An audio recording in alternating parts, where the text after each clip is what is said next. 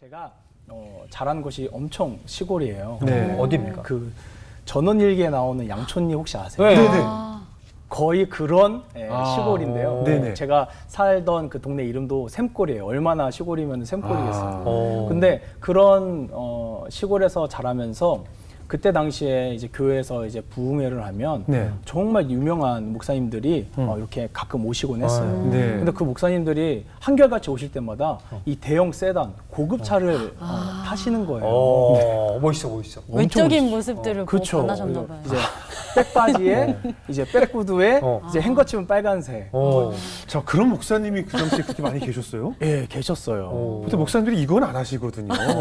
그래서 그런 모습들을 보면서 제가 정말 목사가 되면 저렇게 우아하게 멋있게 카리스마 있게 살 수 있구나. 이제 어린 마음에 이제 그때 그렇게 생각을 했었어요. 네. 근데 뭐 사실 겉모습만 이제 그런 것이 사실 본모습은 그렇지 않은 건데 어린 시절은 그러니까 좀 영웅 같이 보였군요. 멋쟁이처럼. 네, 그랬던 것 같아요. 그래요. 학창 시절은 어떠셨어요? 제가 감리교 신학대학교 나왔는데 거기 입학을 수능을 보고 나서 이제 입학을 하기 전까지 시간이 이제 조금 있었는데요. 한 2달, 3달 정도 있었는데 흔히 이제 신학교 가면 이제 기도로 정말 말씀하신 것처럼 기도를 준비하고 이제 그렇게 이제 좀 경건하게 거룩하게 살아야 되는데 전 노는 게 너무 좋았어요. 좋죠. 네. 재밌죠. 너무 재밌었어요. 재밌죠. 그래서 친구들이랑 이제 고등학교 때 다니던 이제 친구들이 함께 다니던 친구들이 그래도 어느 정도 조금 그래도 사는 이제 애들이었어요. 그러니까 애들이 용돈도 넉넉하고 그러니까 만나면은 가서 이제 밥 먹고 이제 노래방 가고 그때 이제 우리 주영훈 집사님 노래 엄청 많이 불렀죠. 진짜. 왜 또 저를 그때 집에서 준 용돈이 다 여기로 갔군요. 그런 것 같아요. 그리고 이제 이런 말 하십시오. 어차피 옛날 얘기잖아요. 지금 이제 클럽이라고 그러죠. 네네. 나이트 예전에. 예전에 나이트를 춤추고 노래하는 거. 제가 춤추고 노래하는 한 2달, 3달 동안 저 이틀에 한 번씩 간 거예요. 진짜? 뭐 어릴 때니까. 어릴 때. 그래서 그런 생활을 계속 하시면서 그래도 신학대는 이제 가신 거네요. 네, 이제 잘 3월에 입학을 했죠. 그냥 약간 느낌이 그냥 나는 그냥 거기 가야 되나 보다 하고 그냥 가시는 것 같아요. 그렇죠. 맨 처음에 이제 그렇게 저는 신학대학교에 이제 들어간 건 다름이 없죠. 그래서 어때요? 신학대 이제 입학하셔서 그래도 들어가면 또 같은 신학생들끼리 좀 치열하게 또 학업 경쟁이 있잖아요. 신학교 생활은 어떠셨어요? 그때 이제 저희 어머니께서 너무 인자하셔서 저에게 이제 엄카를 소위 엄카를 이제 주셔가지고 그걸로 많이 이제 쓰고 이제 그렇게 다녔거든요. 그러면서 이제 놀기도 재밌게 놀고 그 다음에 공부도 열심히 하고 근데 이제 수업 시간에 제 눈에 이제 들어오는 이제 친구들이 이제 몇 명 있었어요. 그래서 어떤 친구들이냐면 수업 시간에 이제 맨날 자는 거예요. 그러니까 사실은 학교에 왔으면 공부를 해야 되잖아요. 공부는 열심히 했거든요. 그러니까 걔네들이 사실 그때는 잘 이해가 안 됐어요. 아니 수업에 비싼 등록금을 내고 그리고 또 목사가 되겠다고 이렇게 온 친구들인데 왜 이렇게 수업 시간에 저렇게 잘까? 사실 못마땅했어요, 속으로. 그래서 알고 보니까 사실 그 친구들이 이제 신학교는 좀 이렇게 넉넉하지 않은 친구들이 사실은 많이 있어요. 큰 교회 목사님의 자제분들도 많이 있지만 작은 교회에 이제 자제분들도 많이 있어가지고 그 친구들은 그렇게 밤새서 알바를 하고 그 알바한 그 돈을 가지고 이제 등록금을 메꾸고 주말에는 사역하고 그러니까 정말 힘든 삶을 살았던 친구들인데 제가 그때는 참 그런 것들을 모르고 이렇게 좀 손가락질을 제 안에서 제 마음에서는 좀 손가락질을 했던 것 같아요. 잔다 공부 열심히 안 하고. 그랬던 것 같아요. 육체적으로 얼마나 힘들었겠어요? 얼마나 힘들었겠어요, 정말로. 밤새 편의점에서 주유소에서 알바하고 와가지고 씻고 새벽기도 왔다가 바로 수업에 오는 건데 그 친구 정말 힘들었을 텐데 제가 그런 부분들을 그때는 좀 이해를 많이 못했던 것 같아요. 그럼 그 학생들 친구들의 눈에 우리 이 목사님은 사실은 좀 보기가 편치 않았겠어요. 그래서 많이 미움을 받았던 것 같아요. 그래요? 네. 이제 그냥 그때 이제 들리던 이야기로 정말 정말 재수없다. 그런 친구들도 많이 있었고 그래서 이제 그러한 부분들이 나름의 저는 그때 당시에는 제가 이해를 못했었는데 시간이 지나고 나서는 좀 이해가 되더라고요. 근데 어때요? 이제 그러시다가 목사님께서 이제 실질적으로 인생에 굉장히 중요한 이제 목사님들을 좀 만났다고 그래요. 멘토가 되는 목사님들. 네. 처음 어떤 목사님을 만나면서 좀 인생의 변화가 왔어요? 살도 빠지셨다면서요? 아, 네. 네. 지금 빠지신 상태죠? 아니요, 다시 찐 거죠. 당시에. 네. 네. 제가 2006년도에 이제 전역을 하고 나서 군대에서 이제 전역을 하고 나서 한 1년 후에 신학교 3학년 때 이제 서울의 작은 교회에 이제 교육 전도사로 이제 부임을 하게 됐어요. 네. 그때는 아직 하나님 만나기 전이어서 정말 열심히는 했어요. 네, 열심히 하고 아이들 맛있는 거 많이 사주고 이제 그러다 보니까 이제 아이들이 늘 수밖에 없잖아요. 네, 그래서 사역 잘한다 이제 그렇게 칭찬도 받고 네, 그렇게 지내면서 아이들에게 아이들 우리 부흥회를 한번 열어야 되겠다. 이제 그래서 그때 당시에 이제 인천 방주교회에 박보영 목사님이라고 계세요. 네. 박보영 목사님을 모시고 함께 이제 부흥회를 갖도록 이제 그렇게 했어요. 네. 제 친구가 지금 인천에서 이제 담임하고 있는 그 친구가 이제 당시에 그 방주교회 신학생으로 있었거든요. 그래서 이제 그 친구를 통해서 이제 박보영 목사님 모셔서 토요일 날 저녁에 우리 그때 전교인이 한 60명 정도 됐던 것 같아요. 60명의 이제 교인들과 함께 은혜롭게 이제 예배를 잘 드렸습니다. 네. 그리고 주일을 보내고 그 다음 주 월요일이 이제 됐는데 이제 학교에서 이제 제 친구를 이제 만나게 된 거예요. 네. 그 친구가 이제 이런 이야기를 하는 거예요. 진앙아 한번 우리 그 기도원에 한번 와서 목사님도 얼굴 뵙고 인사도 드려. 네. 이제 그렇게 이야기를 하는데 제가 순간 멈칫하면서 뒷골이 좀 싸한 거예요. 네. 뭔가 이상해서 혹시 목사님께서 무슨 말씀을 하셨니? 네. 나에 대해서 어떤 말씀을 하셨니? 이제 그렇게 이제 물어봤는데, 아니 그런 건 아니고 그냥 한번 기도하러 와, 기도 받으러 와. 이제 이렇게 이야기를 하길래 제가 좀 물고 늘어지면서 이야기를 했어요. 왜 그러는데? 그러니까 그 친구가 오늘 목사님께서 이런 말씀을 하시더라. 열정만 가지고 목회하는 것이 아니다. 열정만 가지고 목회하는 것이 아니다. 이런 이야기를 하셨다라고 하더라고요. 그리고 나서 기숙사로 돌아왔어요. 네. 근데 그 순간부터 열정만 가지고 목회하는 것이 아니다 라는 이 멘트가 떠나질 않는 거예요. 그 제 안에서 열정만 가지고 목회하는 것이 아니다. 그러면 나는 지금 뭘로 목회를 하고 있는 거지? 뭘로 사역을 하고 있는 거지? 그런 의문이 들면서 네. 제 안에 하나님에 대한 그런 지식은 충만하지만 믿음이 없다라는 사실이 조금씩 깨달아지게 되었어요. 그러니까 정말 그때 당시에는 제가 제일 충격적이었던 것은 천국과 지옥에 대해서 나는 믿고 있지 않구나. 솔직히 크리스천 중에 천국과 지옥에 대해서 믿고 있는 크리스천들이 얼마나 될지 저는 한번 사실 물어보고 싶거든요. 네. 근데 저는 그때 당시에 모태신앙이고 4대째 기독교 집안이고 신학생이고 근데 지옥이 믿어지지가 않는 거예요. 나 죽으면 천국은 갈 것 같아. 근데 내가 지옥에 갈 수 있다라는 생각은 그렇죠. 한 번도 하질 않아요. 그렇죠. 근데 그 순간 저한테 그 마음이 확 들어오면서 너 진짜 하나님 믿니? 너 천국 가는 거? 그래, 천국 갈 수 있어. 근데 너가 지옥에 갈 수 있다라는 생각은 해본 적 없지? 맞아요. 이러한 마음이 들면서 정말 한 달 정도를 제대로 잠을 못 잤던 것 같아요. 그러면서 이제 신체적으로도 이제 잠을 못 자면 당연히 살도 빠지고 네. 얼굴도 좀 검해지고 그러잖아요. 네. 친구들이 이제 진아 무슨 일 있냐고. 근데 저는 그 친구들이랑 대답을 하기가 싫은 거예요. 얘기를 하기가 싫은 거예요. 네. 아니야 하고서는 그냥 기숙사에 들어와서 그냥 이제 이불 뒤집어 쓰고 가만히 있고 그러면서 아무도 없는 그 예배당에 가서 혼자 울면서 그렇게 떼굴떼굴 기도하고 하나님 도대체 나는 뭐냐고 하나님 나는 지금까지 하나님을 내가 믿었다고 생각을 했는데 하나님 나는 뭐냐고 정말 그렇게 하나님을 부르짖고 했던 그런 시간들이 그때부터 시작이 된 것 같아요.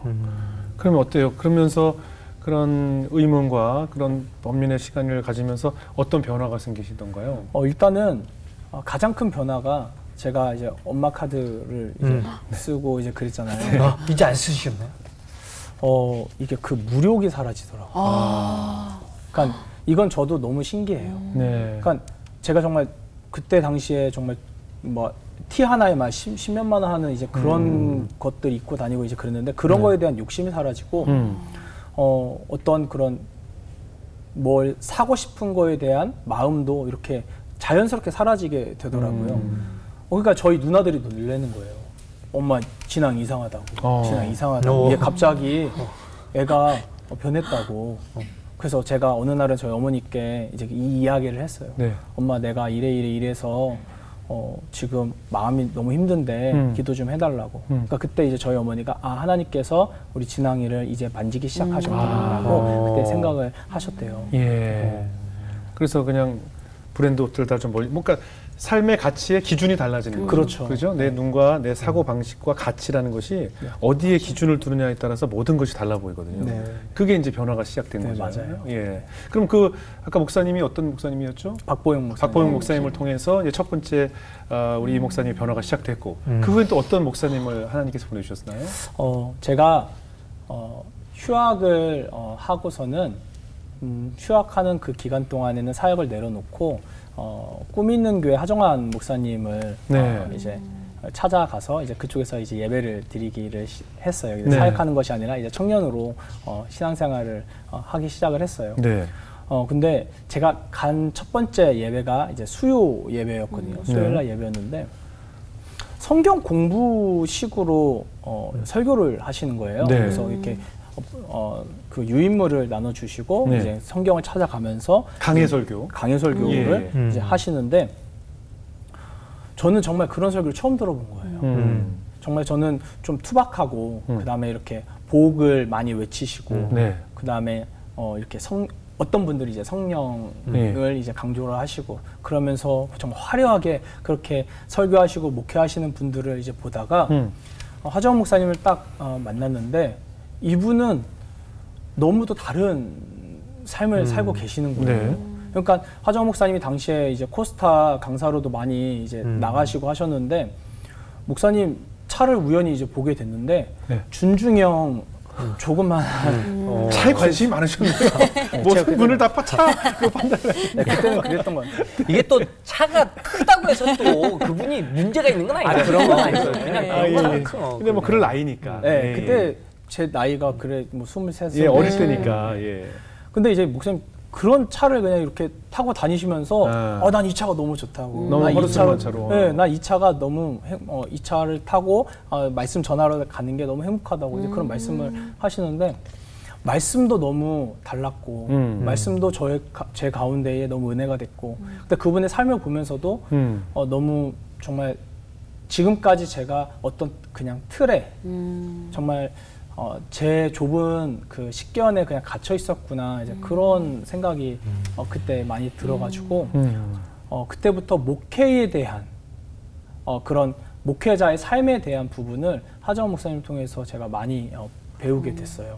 그러면서 이제 그곳에서 큐티 훈련, 그 다음에 기도 훈련, 제자 훈련 이렇게 받았는데 네. 사실 지금 청년 사역에서 제가 하는 그 많은 그런 사역들의 모판이 사실 그때 다져졌어요. 하정원 목사님. 네, 하정원 목사님 통해서 네. 그분 통해서 정말 많은 것들을 이제 배웠고 네. 1년 조금 넘는 시간밖에 안 됐는데 네, 그 시간들 동안에 정말 많은 것들을 목사님 통해서 배웠어요. 그 목사님이 어떤 말씀이 감동이 되던가요?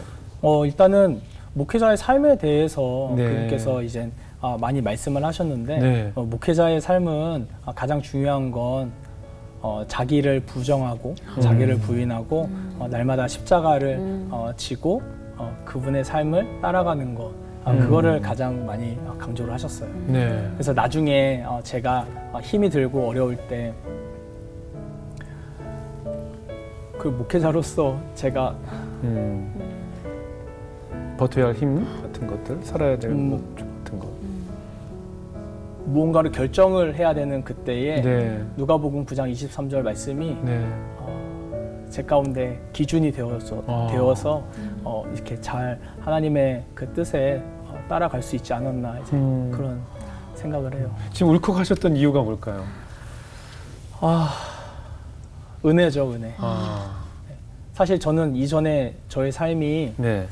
너무도 형편없었고 너무도 정말 저는 이런 표현을 써요. 저는 이제 정말 쓰레기 같은 그런 삶을 살았다라고 이야기를 해요.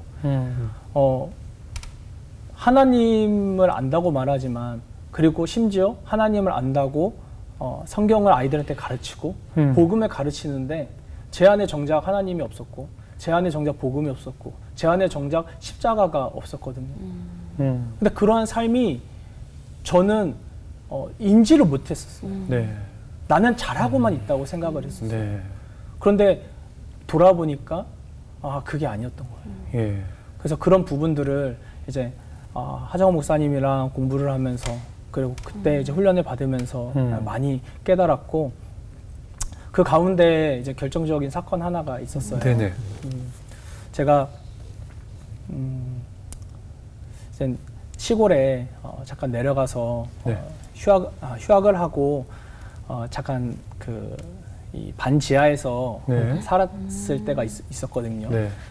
복학을 준비를 하면서 네. 그때 이제 짐을 가지러 이제 시골에 내려갔는데 짐이 너무 많아가지고 아버지께 잠깐 차를 이제 빌렸어요. 네. 차를 빌리고 이제 경부 고속도로를 이제 이렇게 운전하면서 가는데 네. 제가 삼중 추돌 사고를 냈어요. 사고를 내신 거예요? 제가 냈어요. 제가 가해자지만 사실 저도 억울하죠. 네네. 갑자기 차가 이제 빠지면서 어떤 상황적으로 대처를 할 수가 없었으니까. 급정차가 됐군요. 네, 급정거를 이제 해야 되는데. 해야 돼서. 그래서 이제 그러잖아요. 사람이 딱 사고 나기 전에 이제 인생이 파노라마처럼 이렇게 주마등처럼 막 주마등처럼 이제 지나간다고 하잖아요. 저는 사실 그게 안 믿었었는데 정말 그렇더라고요. 좀 그 짧은 그 정말 1초도 안 되는 그 순간 동안에 저희 어머니부터 해가지고 이게 딱 파노라마처럼 이제 지나가는데 그 찰나의 순간에. 그 찰나의 순간. 네.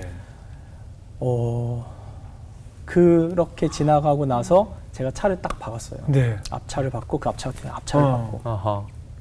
그래서 이제 눈을 이제 제가 잠깐 정신 잃었던 것 같아요. 네. 일어나서 이제 눈을 떠보니까 이제 사람들이 옆에서 이제 차가 찌그러졌으니까 이제 문을 이제 잡아 당겨서 저를 꺼내려고 이제 하고 그다음에 앞에 보니까 이제 냉각수가 터져가지고 이제 초록색 물이 막 이제 이렇게 올라오고. 큰 사고였네요. 네, 그 차가 이제 폐차됐어요. 그때 당시에 그래도 이제 미니밴 차 그래도 큰 차였는데 네. 그게 이제 폐차될 정도로 이제 사고가 났으니까. 그리고 나서 사고가 나고 이제 뭐 그 레카차 와가지고 차 이제 끌고 가는데도 이제 옆에서 이제 들리는 소리가 아유 안 죽은 게 다행이네 기적이네 이제 뭐 그런 소리들도 막 이제 들리고 그렇게 해서 이제 사고 처리를 한 후에 제가 시골 집으로 이제 내려갔어요. 네. 시골 집으로 내려갔는데 제가 도저히 그 시골 집에 못 있겠는 거예요. 뭐 죄송해서 그런 것 같기도 하고 그래서 그냥 짐을 이제 빨리 싸가지고 기차를 타고 서울로 올라왔어요. 자취방으로 올라와서 집에 이제 자취방에서 이제 밤에 이제 이렇게 누워 있는데 그때부터 이제 몸이 아파오기 시작을 하더라고요. 근데 진짜 너무 몸이 아프더라고요. 네. 그러니까 겉으로는 다친 데가 없지만 아마 이제 몸이 많이 놀랐던 것 같아요. 그래서 입이 이제 덜덜덜덜 이렇게 떨려가지고 이제 수건을 이제 물고 그리고서는 이제 누워 있는데 그때 엄청난 외로움이 찾아오더라고요. 그런 외로움은 또 처음이었어요.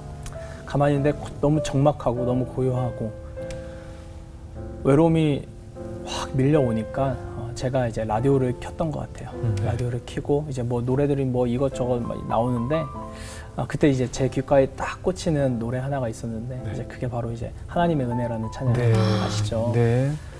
하나님의 은혜라는 찬양이 이제 이렇게 흘러 나오는데 정말 그냥 펑펑 그냥 계속 하염없이 밤새 울었어요. 네. 내가 뭔데? 내가 도대체 뭔데 하나님께서 이렇게 나를 살리셨을까?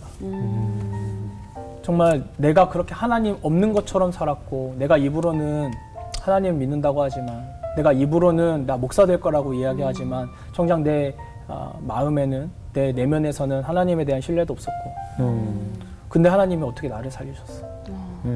근데 하나님께서 왜 나를 살리셨을까?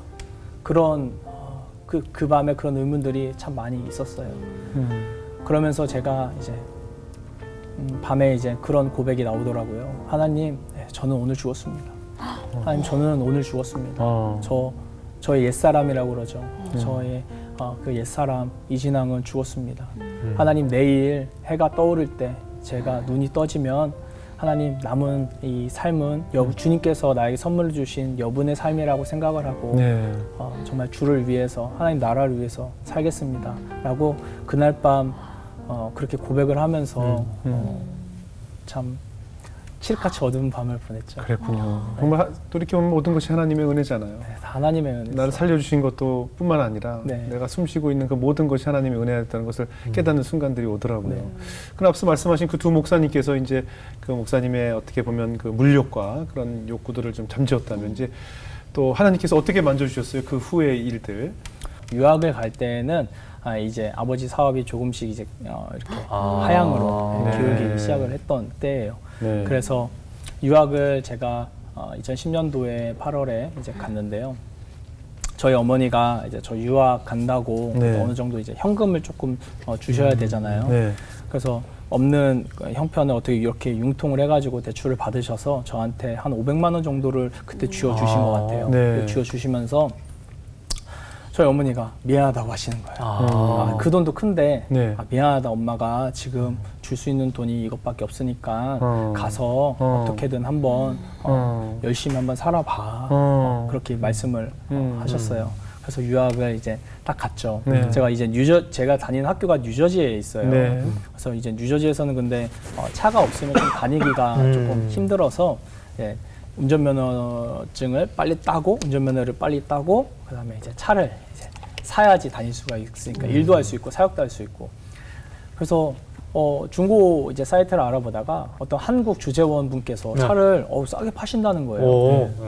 그래서 잘 됐다. 그래서 저희 학교에서 이제 한인타운까지 한 40분 정도 걸리는데 가서 차를 인수를 딱 받았어요. 그래서 감사합니다 하고 그때 당시 한 3,200불 정도에 한 5,60만 원 정도에 이제 차를 샀던 것 같아요. 차를 사고 이제 고속도로로 이제 이렇게 돌아오는데 한 20마일 정도 지났을까요? 한 30km, 한 40km 정도 지났는데 갑자기 체크 엔진 등이 뜨는 거예요. 엔진? 체크 엔진 등이 뜨는 기름 거예요. 떨어진 게 아닐까? 기름 떨어진 줄 알았어요. 근데 보니까 체크 엔진 등이에요. 그래서 그 차를 끌고 바로 이제 카센터로 갔어요. 예. 카센터로 가서 이거 무슨 문제가 있냐 딱 해서 이제 그 리더기 있잖아요. 네. 찍어보는 리더기를 딱 떴는데 밑에 매연을 걸러주는 컨버터가 고장이 났다고 하더라고요. 근데 그 파트가 얼마냐면 1,400불이에요.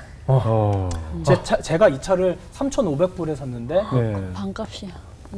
그 파트 하나가 1,400불이에요. 그러면 이거 잘못 산 거죠. 환불해야지. 환불. 이런 그래서 전화를 했어요. 그분께 전화를 했는데 이거 갑자기 체크 엔진 등 떠서 카센터에 갔더니 이래 하더라. 내가 팔 때는 아무 이상 없었다고. 그렇죠. 닭발이죠. 네. 그게 정말 너무 어려웠어요. 왜냐하면 이 돈 우리 엄마가 대출해서 준 돈인데 이 돈을 그냥 날리게 생긴 거잖아요. 그리고 내가 지금 처음 이제 이 차를 가지고서는 이제 살아야 되는데 정말 막막해서 이리저리 막 뛰어보는데 방법이 없는 거예요. 근데 그 가운데서 어떻게 하나님께서 이제 또 도와주셔서 어떤 분을 만나서 일단 차를 고쳐서 이제 다닐 수는 있었어요. 근데 그렇게 유학 생활이 어려움이 처음부터 이제 시작이 됐죠. 광야의 시작이에요. 네, 정말 말씀대로 광야에 딱 시작이죠. 발을 내딛는 것 같았어요. 지금 차값이랑 수리비 딱 합치니까 딱 500만 원이잖아요. 그죠? 그러니까 도착과 동시에 500만 원은 사라지고 시작을 한 거예요. 제로부터 시작을 시키시는 거죠. 네, 맞아요. 그렇게 시작을 했어요. 그래서 유학생활 동안에 제가 총 이제 공부는 4년을 했어요. 근데 4년을 하는데 2년은 이제 제가 혼자 솔로로 가서 이제 공부를 했고 제가 그때 이제 저희 지금의 아내를 교회에서 만나고 아내를 한국에 두고 제가 이제 혼자 유학을 간 거예요. 제 아내도 참 힘들었어요 그때. 근데 이제 그래서 여러 사정상 이제 재정적인 문제도 있었고 그다음에 이제 아내도 있었고 여러 가지 이제 문제들이 많이 발생을 해서 2년 공부를 하고 이제 휴학을 했어요. 근데 유학생이 휴학을 하기는 쉽지 않아요. 네. 왜냐하면 비자 문제가 있기 때문에 잘못하면 못 들어갈 수도 있거든요. 근데 휴학을 하고 한국 돌아와서 이제 아내랑 같이 이제 결혼을 하고 아내도 저희 학교 공부하는 그 과정에 준비를 해서 같이 이제 입학을 하는 걸로 해서 이제 돌아왔어요. 돌아와서 아내도 공부하고 저도 공부하고 저희 둘 다 이제 주말에는 사역하고 일도 했어야 될 거 아니에요. 돈이 없으니까. 그리고 예. 저는 또 이제 일도 이제 시작을 했어요. 어떤 일 하셨어요? 왜냐하면 제가 너무 이제 그때 형편이 어려워가지고 미국에서 세탁소에 이제 다녔어요. 진짜요? 근데 세탁소가 이제 한국처럼 이제 그냥 이제 소규모 세탁소가 아니라 미국은 되게 세탁소가 커요. 그리고 참 어려워요. 많이 힘들어요. 세탁소에서 무슨 일을 하는 거예요? 옷을 정리하는 겁니까? 아니면 직접 빨아요? 빨기도 하고요. 빠는 건 이제 세탁기가 빠니까 이제 그걸 다 넘기고 이제 패킹하고 이제 여러 가지 이제 작업들을 이제 거기서 이제 하는데요. 여름에는 한 50도까지 올라갈 거예요. 그래서 이제 아침에 갔다가 저녁에 돌아올 때는 옷이 다 젖어 있어요. 근데 그런 삶을 이제 살기 시작을 한 거예요. 때마침 그때 또 아기도 또 생겨가지고 딸아이가 이제 그때 생겨가지고 일하고 공부하고 주말에 사역하고 학교에서 또 일하고 그다음에 이제 집에서 이제 아기도 돌봐야 되고. 보통의 대학생들이 대학교 때 해야 될 일을 그때 다시 시작하신 거죠. 그렇죠. 네, 그 밤에 졸던 친구들이 하던 일을 다시 시작하신 거죠. 네. 제가 이제 그런 삶을 살기 시작을 하는 거예요. 근데 참 많이 어렵습니다. 풀로 일할 때는 아침 7시에 가서 저녁 8시에 이제 올 때도 있었고 그러면서 정말 많은 그런 어려움들이 닥쳤고 재정적으로도 사실 그게 일을 하지만 근본적인 재정의 문제는 사실 풀리지가 않거든요. 그래서 그렇게 이제 지내면서 그럼 학업이 제대로 안 됐었겠는데요? 네, 학업이 제대로 안 됐죠. 근데 정말 이악 물고 버텼어요. 그래서 그때 당시에 제가 공부를 하면서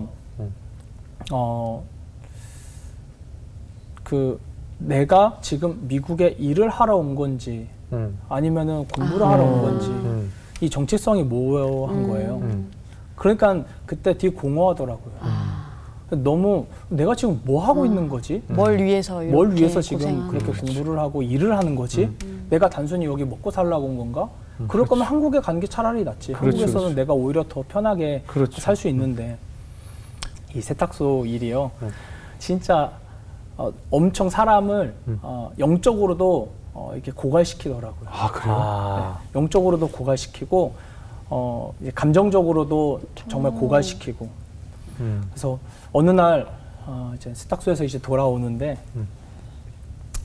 이제 차를 이제 이렇게 끌고서는 이렇게 들어오는데 저쪽에 이제 저희 학교 이제 운동장에서 이제 소리가 나요. 그럼 뭐 하는 거냐면 저희 전도사 같이 공부하는 이제 전도사님들이랑 이제 뭐 목사님들이 이제 운동을 하시는 거예요. 네. 그분들도 정말 힘들게 하시는 거거든요. 네. 스트레스를 풀고 이제 또 체력 단련 겸해서 이제 운동을 하시는 건데 네. 그날 제가 정말 마음이 너무 무너졌던 것 같아요. 네. 그 소리가 너무 듣기 싫은 거예요. 그리고 이제 저의 모습이 너무 처량하고 비교가 되면서 그렇죠. 비교가 되면서 나는 지금 뭐 하고 있지? 저분들 저렇게 운동도 하고 공부도 저렇게 열심히 하시는데 나는 지금 세탁소에서 일이나 하고 있고. 근데 이제 주마등처럼 흘러간 생각이 뭐였냐면 제가 예전 신학교 다닐 때 그렇죠. 제가 신학교 다닐 때 그렇죠. 제 친구들을 그런 마음으로 바라봤잖아요. 그렇죠. 쟤네 왜 저기서 자고 있어? 공부해야지. 그렇죠. 근데 차를 이제 주차장에 이제 세워놓고서는 그 생각이 딱 이제 나는데 제가 너무 제 친구들한테 미안한 거예요. 그렇죠. 막상 내가 정말 그 어려운 상황이 되어 보니까 그때 그 친구들이 얼마나 힘들었고 얼마나 치열하게 살았는지를 제가 그때 이제 좀 깨닫게 되었어요. 친구들과 당구장 가는 지금 이 목사님의 모습을 바라보던 그 당시의 친구들이 바로 바로 이준영 목사님의 모습이었겠네요. 네, 그래서 정말 미안해서 정말 회개 많이 했습니다. 그날 밤에. 그 마음을 주시려고 하나님께서 또 그 어려움을 주셨던 것 같아요. 그러셨던 것 같아요. 그래서 그때 이제 친구들이 다 이해가 됐죠. 다 왜 이해가 졸았는지. 됐죠. 그리고 심지어 이제 성도님들도 이해가 많이 됐어요. 그렇죠. 제가 이제 뭐 지금 사역을 하면서도 그렇고 이제 미국에서 이민 사역을 하면서도 네. 그렇고 우리 그 성도님들이 얼마나 피땀 흘려서 그렇게 일을 하시는지 그때 참 많이 깨달았습니다. 그럼요. 그거 다 경험을 해봐야 될. 저는 사실은 그렇게 생각을 해요. 목사님께서 귀한 공부를 하기 위해서 그곳으로 떠나셨지만 진짜 공부는 그 세탁소에서 이루어졌다라고 생각이 들어요. 공부는 학교에서 하는 게 아니고 바로 세탁소에서 하나님께서 신학교보다 더 중요한 공부를 그곳에서 가르치신 게 아닌가 이런 생각이 그러신 들어요. 것 같아요. 그죠? 정말 목사로 만들기 위해서 그렇죠. 하나님께서 그렇죠. 그렇게 단련시키신. 그런 훈련을 거쳐서 이제 목회자가 되셨는데 그 하나님의 음성 듣기에 굉장히 또 노력을 많이 하신단 말이죠. 어떻게 하나님의 음성을 듣는 일, 우리 모든 크리스찬들의 소망이거든요. 어떻습니까? 어떻게 시작을 하셨어요? 하나님의 음성을 듣기 위해서 어떤 노력을 시작하셨어요?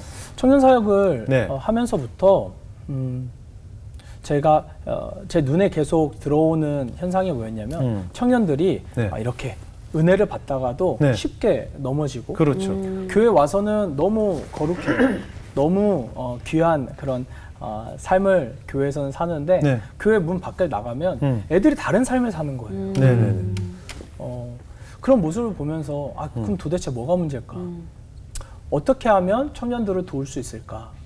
그렇게 고민을 하다가 하나님께서 매일 그러니까 우리가 살아가는 그 일상에서 네. 하나님의 음성에 따라서 살아가면 우리 청년들이 좀 기준을 세울 수 있지 않을까. 네. 삶에서 좌우로 흔들릴 때 딱 우리 청년들을 붙잡아 줄 수 있는 기준이 생기지 않을까. 네. 그런 마음을 주셔서 하나님 음성 듣기에 관심을 갖고 네. 그러면서 하나님 그러면 제가 어떻게 이 훈련을 준비를 해야 될까요? 하나님께서 말씀과 기도라는 이 본질을 다시 한번 깨닫게 해주셨어요. 그래서 하나님 음성 듣기이지만 사실은 이 말씀을 묵상하고 그 말씀 묵상한 것을 삶에 적용하는 것이 이 하나님 음성 듣기의 가장 키포인트거든요. 네. 그래서 그걸 우리 청년들과 함께 나누고 이제 또 훈련을 하면서 조금씩 변해가는 그런 청년들의 모습을 많이 보았습니다. 저는 그 목사님들이 이제 이런 하나님의 음성에 대한 책들도 많이 발표하셔서 저도 하나님의 음성이 궁금해서 책도 참 많이 읽었었어요. 근데 비슷한 대답을 많이 들었는데 앞으로 만약에 이런 것에 관한 그 책이나 무엇이 발표된다면 좀 목사님들께서 더 구체적인 얘기를 해줬으면 좋겠어요. 예를 들어서 인간들이 다 비슷한 고민을 하더라고요. 살아보니까 뭐 배우자 고민, 자녀 뭐 진학 문제, 그러니까 고민이 10개 안에 다 들어있더라고요. 그러니까 하나님의 음성을 듣고 싶어하는 순간이 한 10개도 안 되더라고요. 그럼 10개 때 딱 앞으로 자 이정수냐 주영훈이냐 고민입니다. 이럴 때는 이런 남자를 택하세요. 이렇게 좀 구체적으로 이런 것이 하나님이 원하는 겁니다. 좀 구체적으로 해줬으면 좋겠어요. 그렇잖아요. 그렇잖아요. 그냥 모르겠거든요. 근데 살아봐야 알 일이니까. 근데 턱 결혼했더니 하나님 이정수 아니잖아요. 이걸 왜 살아보고 안 해주세요? 이런 거 예를 들자면 좀 그런 거잖아요. 네? 그리고 선택의 순간에 있을 때 하나님의 음성이 가장 빨리 결정을 해야 될 때, 그러니까 결정을 앞두고 있을 때 하나님의 음성이 빨리 듣고 싶은 거거든요. 근데 제가 항상 얘기하지만 빠른 건 오히려 가짜일 수가 있다. 맞아. 빠른 답은 가짜일 수 있다. 속을 수가 있다라고 항상 얘기해요. 빠른 답이라고 느끼는 것은. 그러니까 오히려 숙성된 답이. 그러니까 내가 결국은 시간이 지나봐야 내가 닥친 현실에 의해서 하나님이 이걸 원하셨구나를 알게 되는 것이 현실이더라 이거죠. 그래서 전 다음에는 구체적으로 있잖아요. 이럴 때 예문을 들어가지고 시를 써주시면 우리가 더 확 와닿지 않을까. 그러니까 객관식으로 부탁드리겠습니다. 저도 이제 사역을 하고 이렇게 책을 쓰고 그러면서 그러한 요청들이 사실은 있죠. 많이 있었어요. 그래요. 네, 목사님 이 회사일까요? 저 회사? 그렇죠. 예를 들면 하나님 요거 남자일까요? 저 남자일까요? 이렇게 기도하는 우리 자매들도 많이 있고요. 맞죠. 네. 그런데 저는 이제 그렇게 이야기를 해요. 네.